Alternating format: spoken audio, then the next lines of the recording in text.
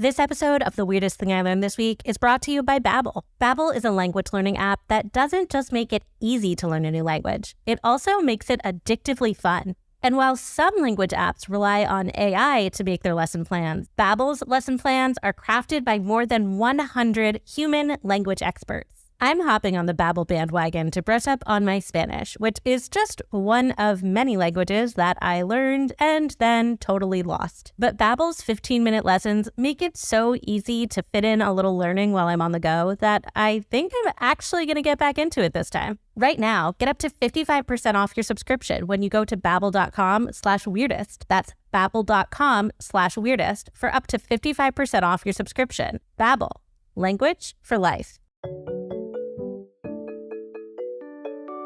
At Popular Science, we report and write dozens of science and tech stories every week. And while most of the stuff we stumble across makes it into our articles, we also find plenty of weird facts that we just keep around the office. So we figured, why not share those with you? Welcome to The Weirdest Thing I Learned This Week from the editors of Popular Science. I'm Rachel Feltman. I'm Jess Bodie. And I'm John Kennedy. John, welcome to the show. And Jess, welcome to this side of the mic for the first time in a while. Yeah, it's been a while. I'm so glad to be back. Yeah, thanks for having me. Listeners, of course, pretty much all of you should know that Jess is our incredible producer. Stop. And John is a DIY editor at PopSci and has been on our sister show, Ask Us Anything, before. But this is your first time on Weirdest Things, so welcome. Yeah, thanks for having me. Awesome. Well, let's get into it. So on The Weirdest Thing I Learned This Week, we start by each offering up a little tease about some kind of fact or story that we found in the course of reading, writing, reporting, etc., and decide which one we just absolutely have to hear more about first. Then once we've all had time to spin our little science yarns, we reconvene and decide what the weirdest thing we learned this week actually was. Jess, what's your tease? Okay, my tease is that there's a thing called corpse wax. And I first heard about this in some of my favorite video games, and it turns out it is a thing in real life. Oh. It's terribly exciting. I'm excited. I'm terribly excited. In every sense of the word. John, what's your tease? Yeah, so I learned that back when the early skyscrapers of New York City were being constructed, there was some drama about did they have secret mechanisms inside them to make them taller when their opponents got taller. So that's what I'm going to be talking about. So sounds intriguing, old-timey, and batshit crazy. So can't wait. My tease is that I'm going to talk about a bug that hadn't been seen in decades showing up at a Walmart and then getting identified over Zoom. Wow, what a 2023 fact. It's really set in a particular time and place. Indeed. I can get started with yes. Okay, great. Please do. So, okay, set the scene. It's 2020. And Michael Scavarla, who's the director of Penn State's Insect Identification Lab, has the unenviable task of leading an insect identification lab course over Zoom. Entomology 432, to be precise, insect biodiversity and evolution. And it's just like a prerequisite course already, like not the most thrilling academic ride, but it's 2020 and it's happening over Zoom. So just that's the tone. His students are at home using loaner microscopes, and he is going through his own personal insect collection on the screen and demonstrating which features he used to identify them when he labeled them and put them away. So according to some of the students, Scavarla was describing the insect he'd labeled as an antlion, which is a dragonfly-like creature known for having these very predatory larvae that most people call doodlebugs, which I looked up. But it's not an ant or a lion. It's a dragonfly. Yeah. Yeah. Yes, exactly. Yep. Okay.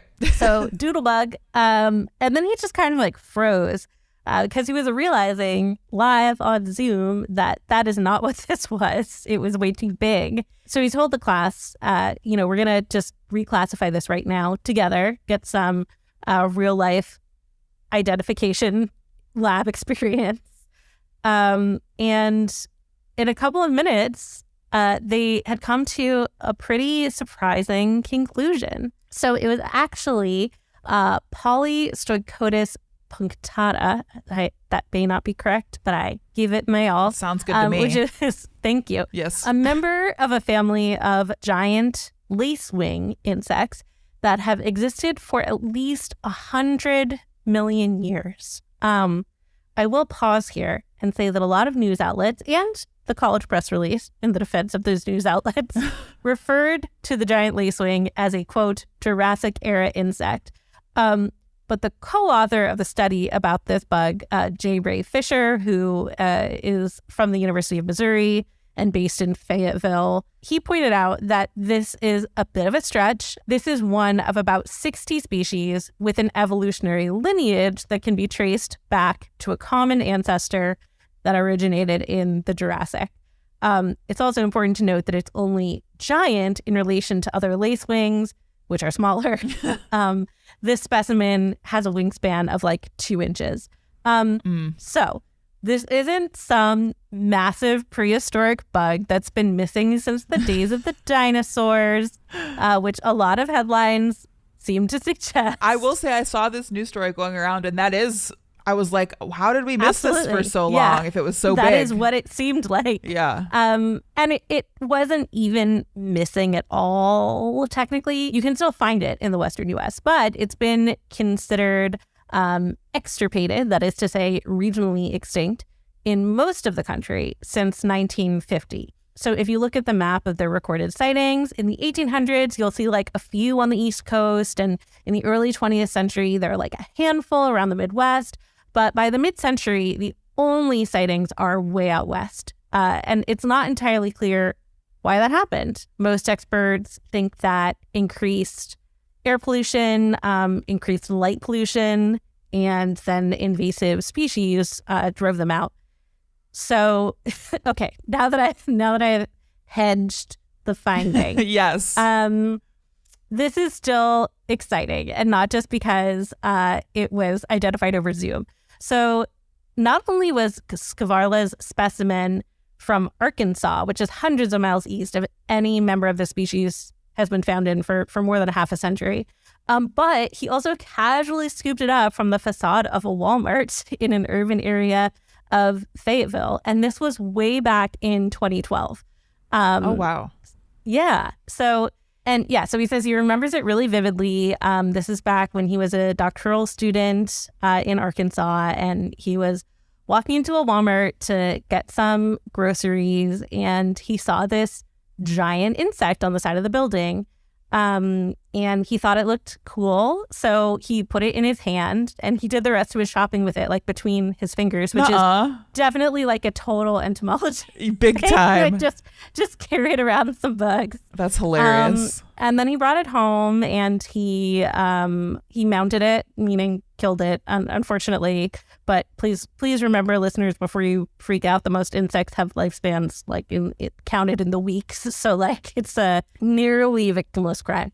Anyway, so he mounts it for his collection and labels it as what he thought it was, and forgot about it for almost a decade. And at the time, he was not at all an expert on the lineage that this insect was actually a part of, and he still isn't now. But just this very serendipitous moment of looking at it on screen with a bunch of students, and all of them being like, "Wait a second," and him happening to Google the right thing based on like a hunch, and them all being like, "Oh my gosh."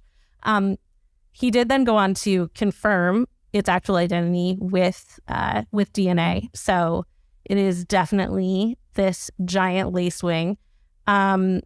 And yeah, the big question now is whether there are more of them around. Because it's possible that the Ozark Mountains near where this Walmart is have some pockets of like hitherto unknown giant lacewing populations. It's also possible, as Fisher, the study co-author who helped identify it, has pointed out to the press, that the bug just hitchhiked on a cross-country Walmart truck. There you go. Yeah. But the fact that they aren't sure is like largely due to how little the Ozarks have been studied, especially given that there are many indications that it's like quite the biodiversity hotspot.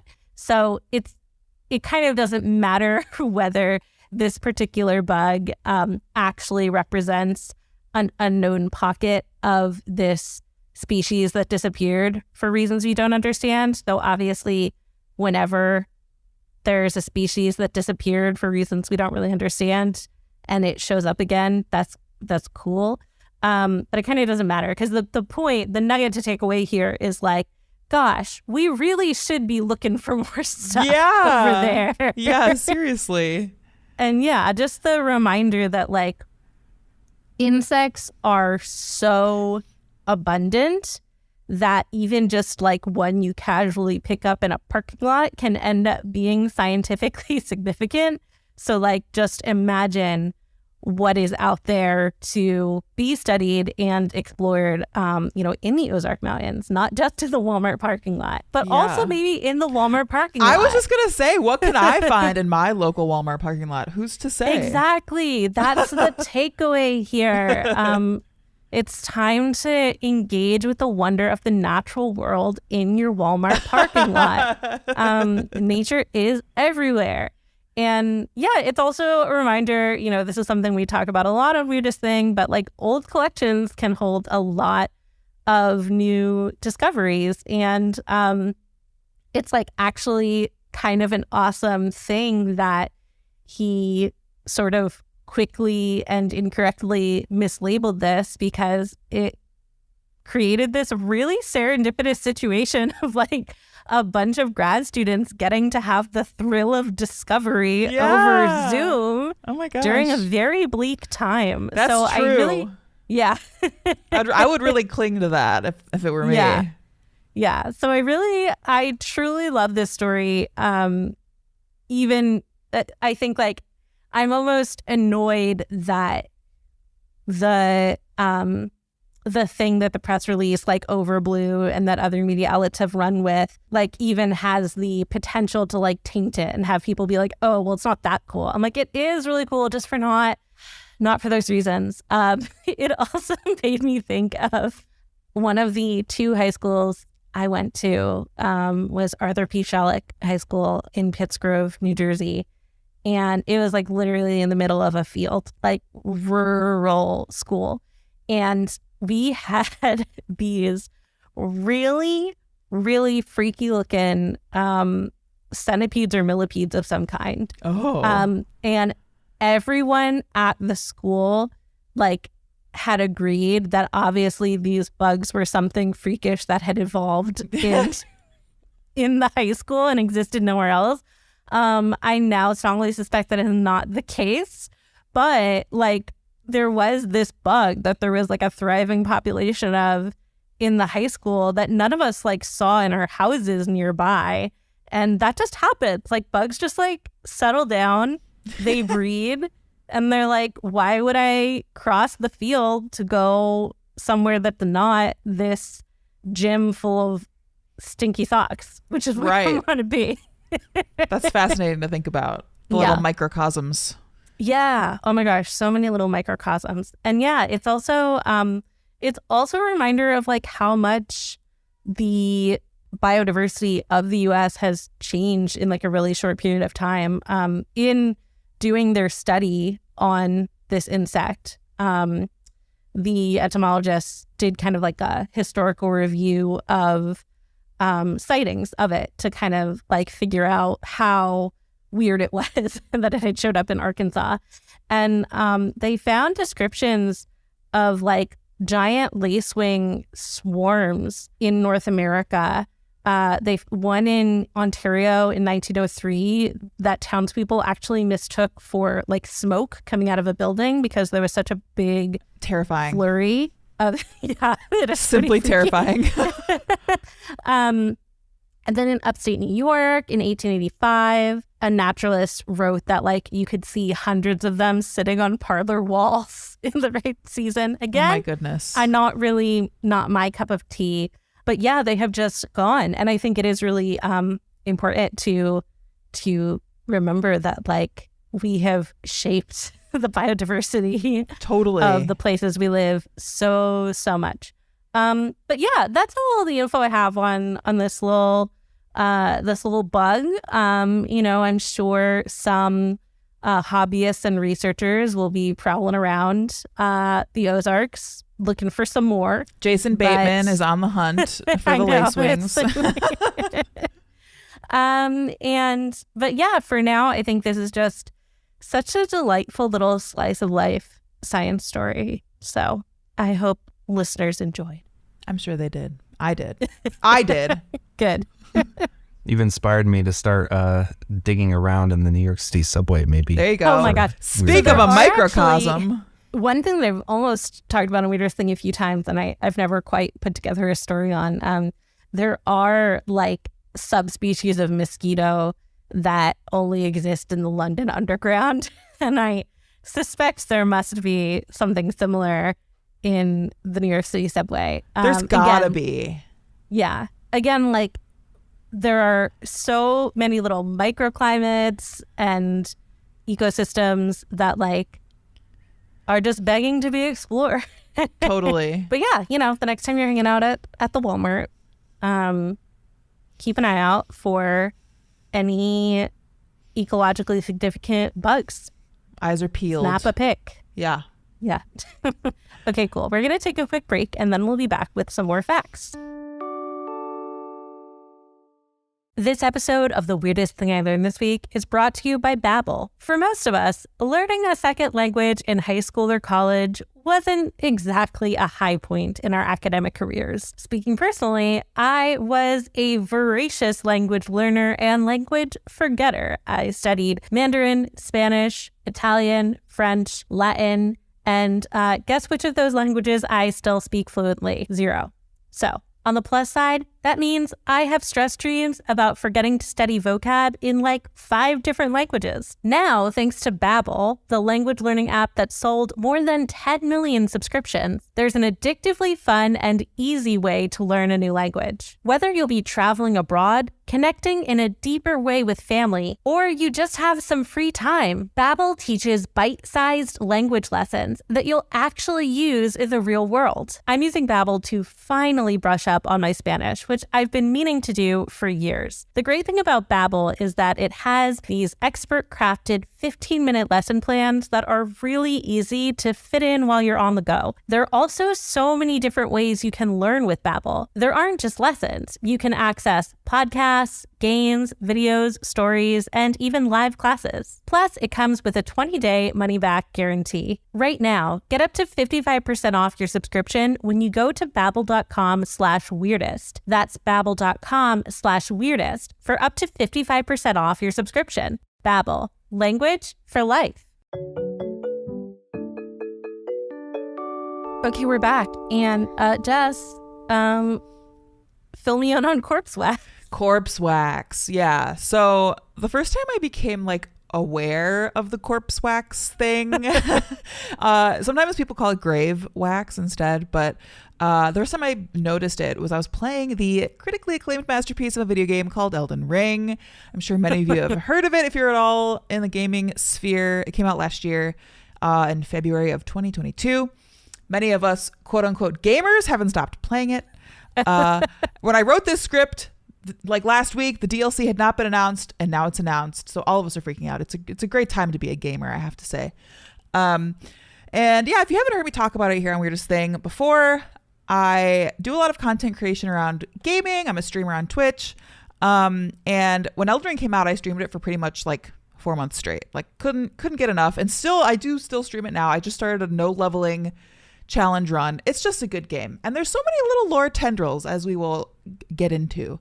So Elden Ring is this gigantic RPG or role-playing game. So you do create your own character and you roam around this fantastically rich open world. You fight bosses, you level up, you get armor and weapons and all this fun stuff. And you can design your build pretty much however you want. Like maybe you're a sorcerer and you're just casting spells. Maybe you want to be like a dex build who uses katanas, like 2 katanas. Or maybe you're like me. I prefer the big, beefy, colossal weapons. My favorite in all of Elden Ring is something called Giza's Wheel. And it sounds frightening. It's frightening, but in a good way. It's also known as the pizza cutter. It's like a huge, giant, like serrated wheel on a stick, and if you use the special power, it spins like a buzzsaw. It's very fun. But yeah. Okay, corpse wax. Something that the developer of Elden Ring, which is a company called From Software, something they're very good at is world building and lore and storytelling.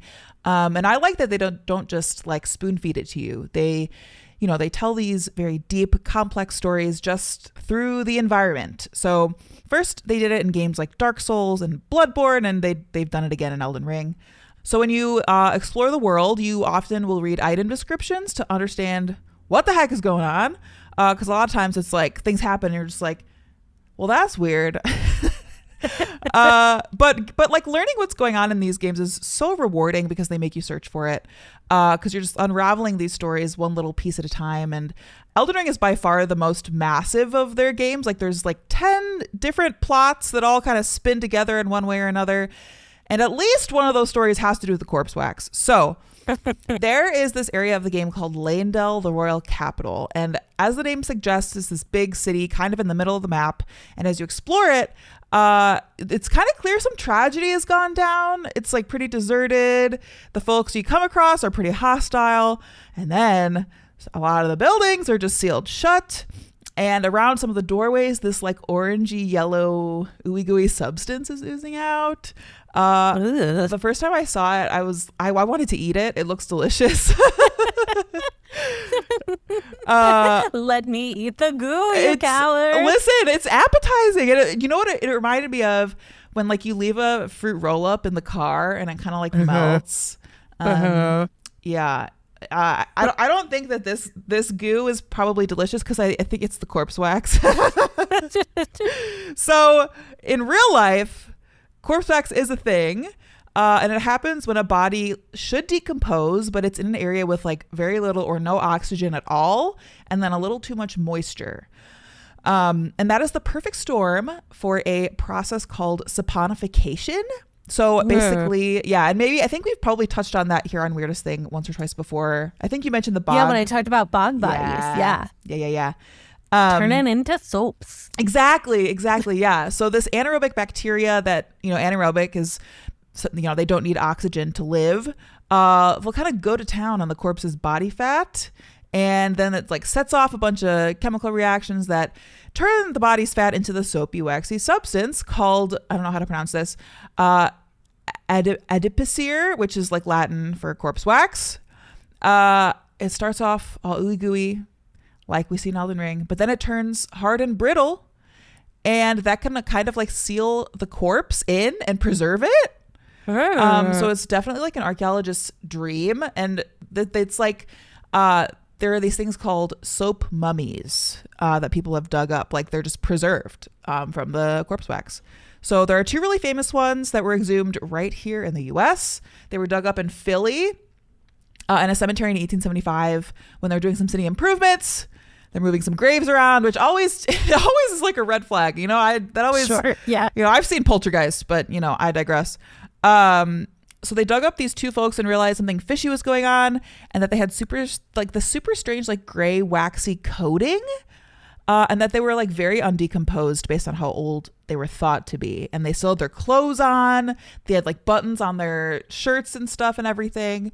And the buttons are important. They could actually tell one of the people was a lot younger when she died. They thought she was older because the buttons on her clothes, they thought like she had died in the 1792 yellow fever epidemic, but her buttons weren't made to the 1830s. So this saponification corpse wax situation is very good for scientific research. And yeah, so those 2 were kept intact for a scientific study. They were given the very creative and wonderful names of Soap Man and Soap Lady. Soap Man. That's a bummer for them. I know. Soap Man's at the Smithsonian. I don't know if he's on exhibit, but you can see Soap Lady at the ever wonderful Mutter Museum in Philly. Oh yeah, great place to be. Yes, I went once, and I consider myself, a very tough person with a strong stomach, and I got a little woozy in there. I did have to leave and get some air. It's a cool place though. I do recommend going if you're ever in Philly. Yeah. But yeah, other soap mummies. In 1986, people found a headless body, totally encased in corpse wax, just floating around a bay in Switzerland. And I guess he drowned in the 1700s, and then he sunk to the bottom. And then down in the sediment of this bay, he became a soap mummy. But not his head. No, I was just gonna say, like, we don't know. We don't know what happened to his head. It kind of has like sea creature vibes, but Sure. maybe foul play. I don't know. And then, yeah, also back in the 1700s, it was also a problem for Parisian city planners as they were trying to move bodies again. These grave movers from the Paris Cemetery of Innocents. And they're moving the bodies into these abandoned mines beneath the city. Yes, they were creating what would become today's famous Paris catacombs. Wow. Yeah, but they had trouble because, like, a lot of the bodies had become soap mummies, and the corpse wax was like messing with the soil, so it was like hard to move things around. And then the bodies were like preserved, so it was like hard to move the bodies because it wasn't just bones.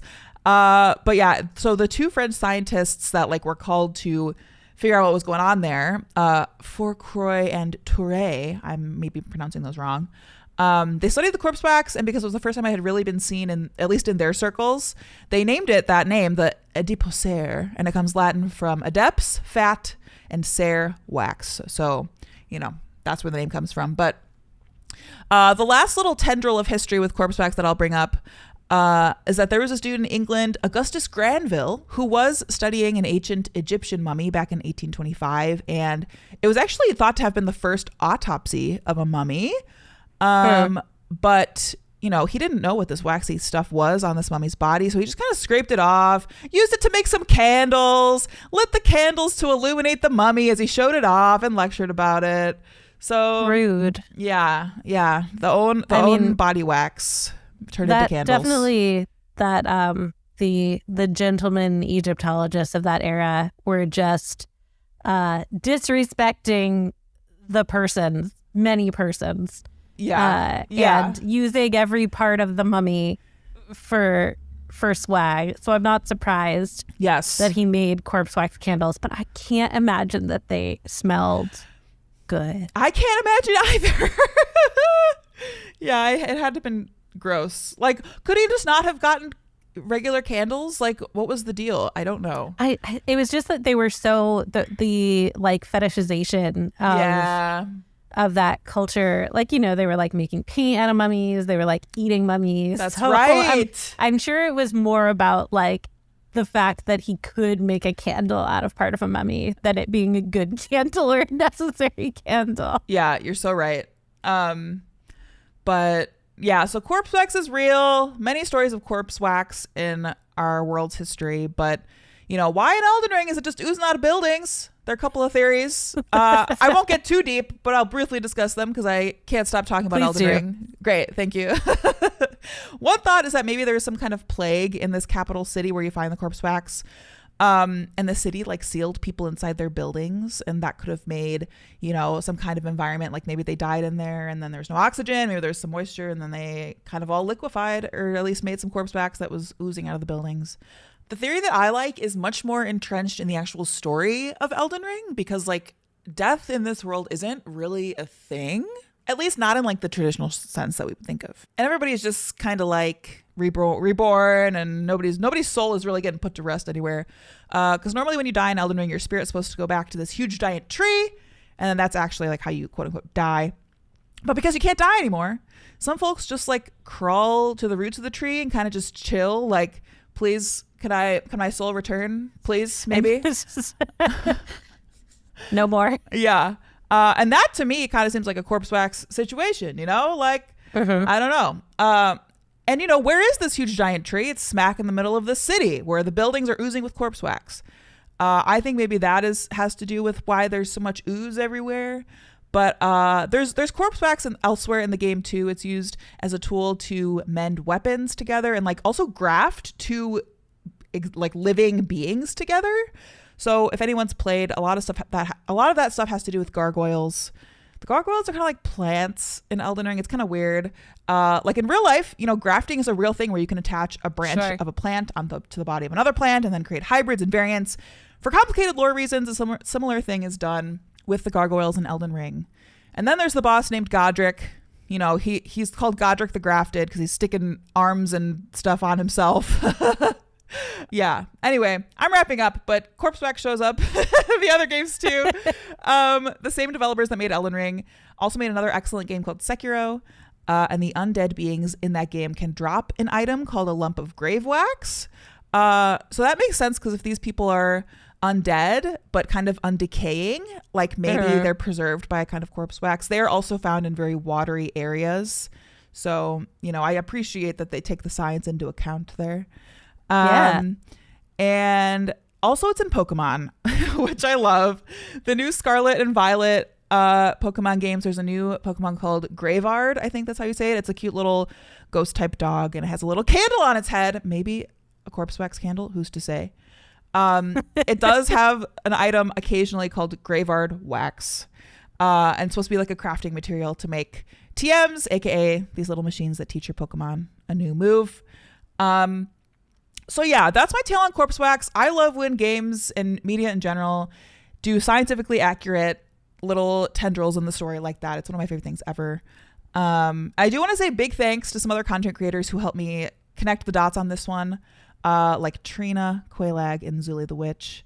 There's lots of details in Elden Ring, and they do a very good job of tying everything together. And I'll link to their socials and stuff in the episode description, hopside.com/weird. Along with my Twitch channel, if anyone ever wants to hang out and hear me wax poetic. Oh no. You're welcome for that one. About science and lore in Elden Ring and other games. But yeah, that's my story on corpse wax. I love it. It really made me want to play, even though I'm bad at bad at video games. You can do it. I know I can do it. But should I do it? Yes. I will at some point. But I'm a sucker for world building and for stuff you had to piece together. It's the best. Yeah. All right, we're going to take a quick break and then we'll be back with one more fact.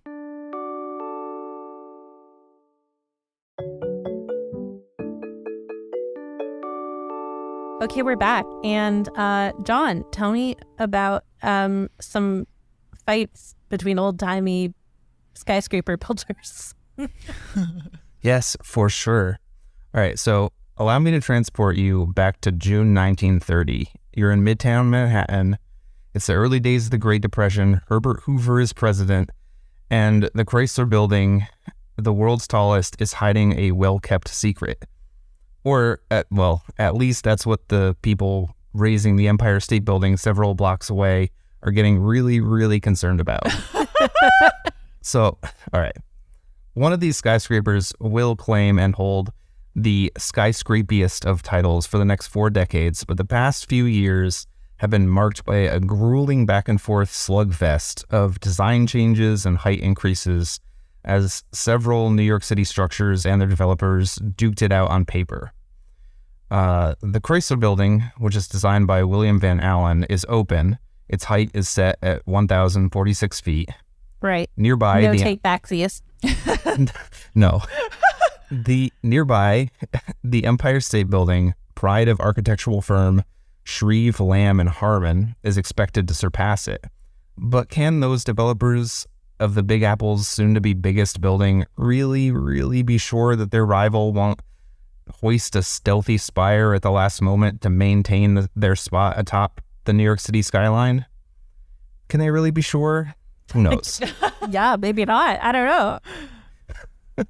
So you can almost imagine the Empire State Building bigwigs standing there in their partially constructed building, maybe on the ground, hands on their hips, squinting a half mile to their northeast, muttering, Tom Waits style, "What's he building in there?"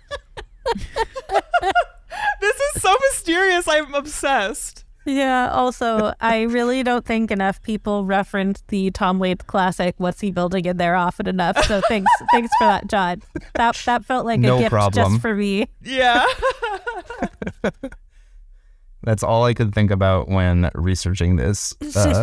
So to understand their worry and their concern, you have to go back a little farther in time and understand exactly what the 1920s were like for people who enjoy buying land, digging a hole, and piling a bunch of stuff in it until their stack of steel, drywall, wires, and whatever else is really, really tall. So at the time... Such a way to describe building development. I love it. Go on. And I've built buildings, so like I know what I'm talking about. Yeah, Sure. you can say it. Mhm. I've also dug really deep holes at the beach, if that counts. An expert. Up and down. So at the time, the Eiffel Tower was the tallest structure in the world at 984 feet. And Lower Manhattan's Woolworth Building was the tallest building at 791 feet. I don't even Van know what that Allen- building is. I don't know Yep, either. it got lost to time, Yeah. even though I'm pretty sure it's Yeah. Sucks to suck. Like, still there. So Van Allen, who's the eventual architect of the Chrysler Building in the early 1920s, he was working with H. Craig Severance, a man the New York Times called, quote, his polar opposite in style and personality.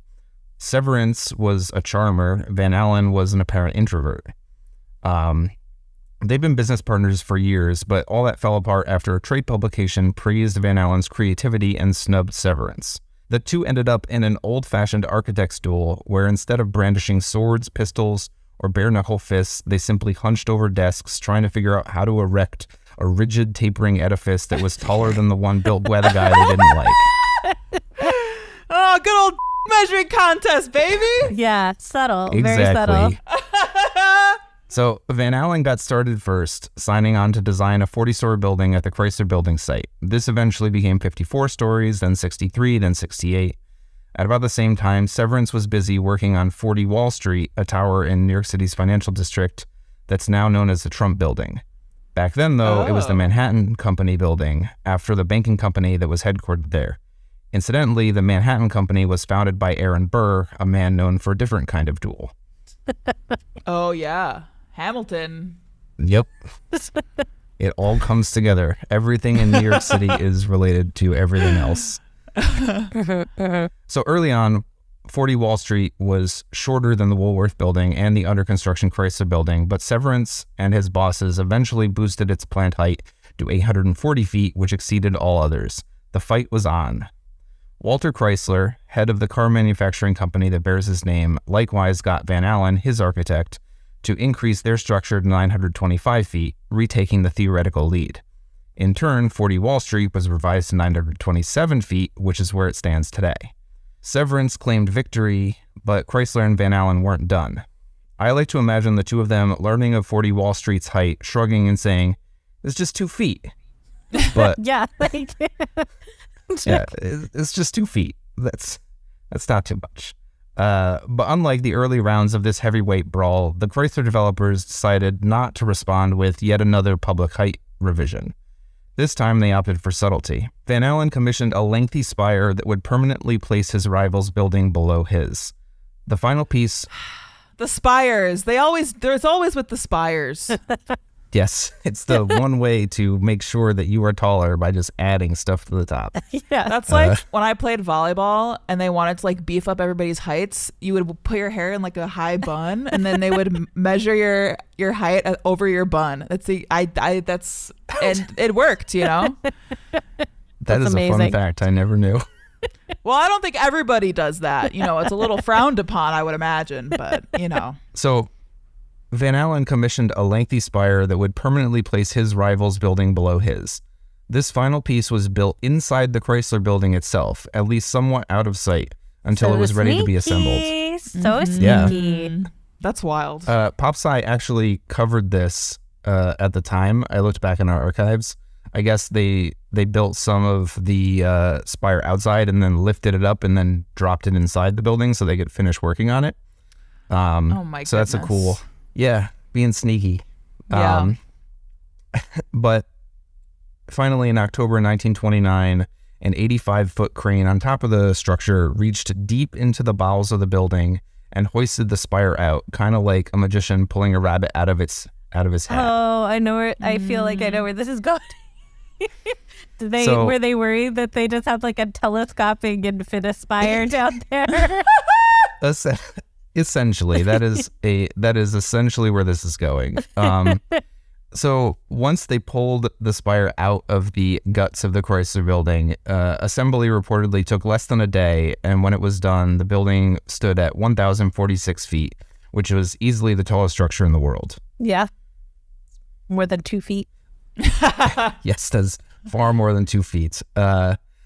But to be fair to 40 Wall Street, that building did open a day or two before the Chrysler building in May 1930, so it may have technically been the world's tallest open building for like a really short time, but all the fame and renown certainly went to Chrysler and Van Allen. Sure. And they were built kind of like at the same time, so it's, unless you were like out there measuring specifically, it's not really certain like whether either one of them passed each other on the way up or any of that. So at this point, I know I haven't said much about the Empire State Building, but in the scheme of things, it was a relatively quiet spectator until Chrysler raised that spire to victory. To continue the dueling metaphor, the Empire State Building showed up while the other two were trading blows and decided, I can beat both these guys, but just kind of held back until one of them was the clear victor. Oh, wow. So, yeah. So 1 month after Chrysler's spire was riveted in place, the Empire State Building's developers, John J. Raskob and Al Smith, updated their structure to reach 1,050 feet. I hear you saying in your heads, or out loud, that's just 4 feet. And I'm That's sure just 4 feet. Yeah, exactly. I'm sure the two Midtown Manhattan skyscraper camps were saying the same thing. Raskob was legitimately afraid Chrysler might hide a rod in the spire and stick it up at the last minute to retain the title of world's tallest building. Oh my God. And according to Neil Bascombe's book, Higher, A Historic Race to the Sky and the Making of a City, someone published a cartoon around the time this building height fight was going on. And the cartoon featured a lanky architect that kind of looked like Van Allen and a building that kind of looked like the Chrysler building. In it, the architect was explaining that his structure secretly held a spike that extended the length of the skyscraper, and that if anyone built something taller, they could just jack up the spike and still be the tallest. Yeah. Yeah. I'm just picturing people like duct taping more spires to get like the extra 5 feet they needed. Yeah. That's DIY, and I can endorse that. Yeah. I have to say, I looked up the Woolworth building, and it's definitely prettier than the Empire State Building. The Chrysler building is the prettiest of them all.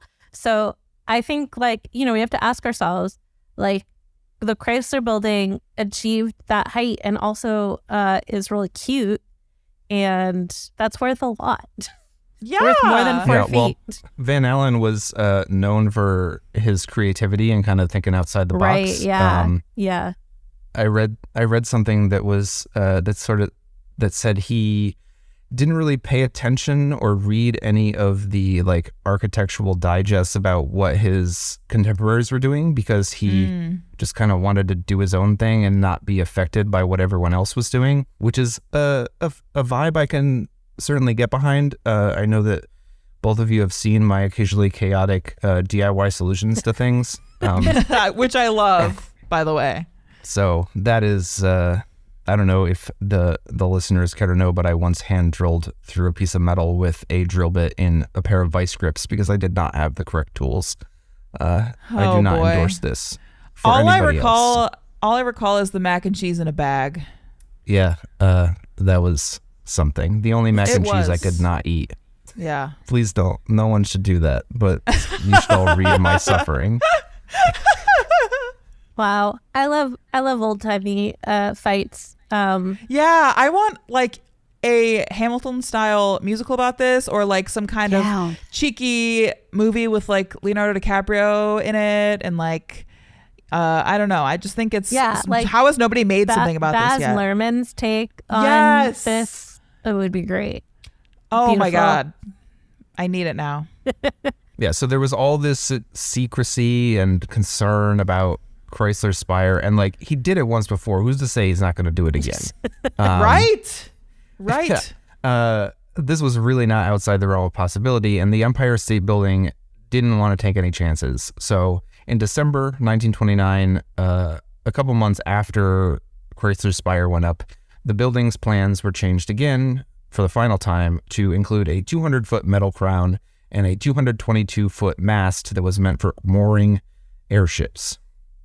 Even without the mast, the building would still be 1,200. Yes. What in tarnation?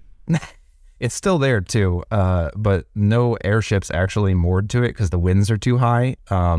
Just kind of they were like, oh, our spire will be useful for airships, not like the Chrysler Building spire, which is just pointy and meant to be tall.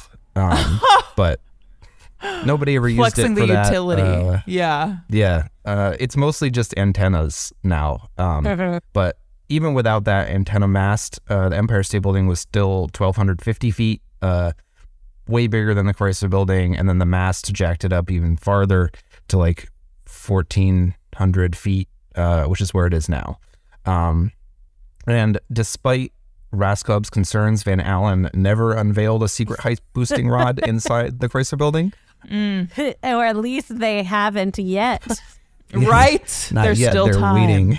I didn't do the math to find out if doubling the height of the Chrysler Building would make it the tallest building today. I have no idea. I wonder. But maybe I should do that.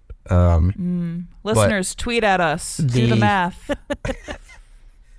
I can't. I'm a journalist. Can't do that math. So the Empire State Building had the title of the world's tallest until the First World Trade Center passed it in 1970. But still today, the Chrysler Building is the tallest steel-framed brick building, and I think that counts for something. Yeah. Also, it's prettier, like you said. Yeah, it's very pretty. I've agree. seen the Burj Khalifa in person, and it made me nauseous just to look at it. So Oh my God, I cannot imagine. I really think just standing there looking up at it, I was like, oh, no. So I think there is something to be said about a building that's impressively tall, but like chill. Yes. Yes. Honestly, must we go higher? That's how I'd like to describe myself. Impressively tall and chill. So yeah, I sort of feel like the pinnacle of like beautiful skyscrapers reaching great heights was probably this era of the Chrysler Building, and then after that it's just been like make them tall. Yeah. And yeah, it's really so sometimes I look at really tall buildings and I'm like, nope. Mm-hmm. What have the audacity we wrought? Yeah. Zero temptation to go up to the top. Absolutely none. And I don't mind heights, but listen, the context is important. Mm-hmm. You're not supposed to be staring at a glass window from that height. It's unnatural. Anyway, what was the weirdest thing we learned this week? I really enjoyed the measuring contest personally. I also really enjoyed that. I think it's a great historical tale that I honestly can't believe I haven't heard before. So Ditto. Yeah, John, congratulations on your win. Thank you. I did not know this was a contest, but I am I'm glad to win. It's a great strategy. The Weirdest Thing I Learned This Week is produced by all of our hosts, including me, Rachel Feltman, along with Jess Bodie, who also serves as our audio engineer and editor extraordinaire. Our theme music is by Billy Cadden. Our logo is by Katie Beloff. If you have questions, suggestions, or weird stories to share, tweet us at weirdest_thing. Thanks for listening, weirdos.